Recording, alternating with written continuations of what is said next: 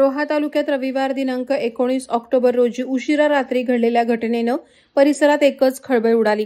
रोहा धान्य गोदामाजवळ उभ्या असलेल्या ट्रकमध्ये अचानक भीषण आग लागली। क्षणात ट्रक ज्वालांच्या भक्षस्थानी सापडला आणि परिसरात धुराचे प्रचंड लोट पसरले। आगीची माहिती मिळताच धाटाव एमआयडीसी अग्निशमन दलाचे अधिकारी दिवे आणि त्यांच्या टीमनं घटनास्थळी धाव घेतली। त्यांनी त्वरित आगीवर नियंत्रण मिळवलं। त्यांच्या तातडीच्या कारवाईमुळे परिसरातील इतर गोदामे आणि वाहने यांना मोठ्या दुर्घटनेपासून वाचवण्यात यश आलं। आग लागलेल्या ट्रकमध्ये मोठ्या प्रमाणात धान्य साठवलेलं होतं। दुर्दैवाने या आगीत ते संपूर्ण धान्य जळून खाक झालं। त्यामुळे आर्थिकदृष्ट्या मोठं नुकसान झाल्याचा प्राथमिक अंदाज आहे। मात्र सुदैवानं कोणतीही जीवितहानी झालेली नाही। तपासादरम्यान स्पष्ट झालं की आग लागल्याच्या वेळी ट्रकमध्ये ना ड्रायव्हर होता ना क्लीनर।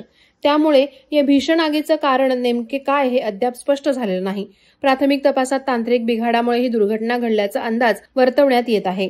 घटनेची माहिती मिळताच रोहा पोलीस ठाण्याचे अधिकारी सुनील सकपाळ, कोटकर आणि शिरसाट तसंच नायब तहसीलदार राजेश थोरे यांनी तातडीनं घटनास्थळी भेट दिली। त्यांनी पंचनामा करून तपासाची दिशा ठरवली आहे। या घटनेनंतर प्रशासनानं सुरक्षा उपाययोजनांची पुनर्तपासणी करण्याचे निर्देश दिले आहेत।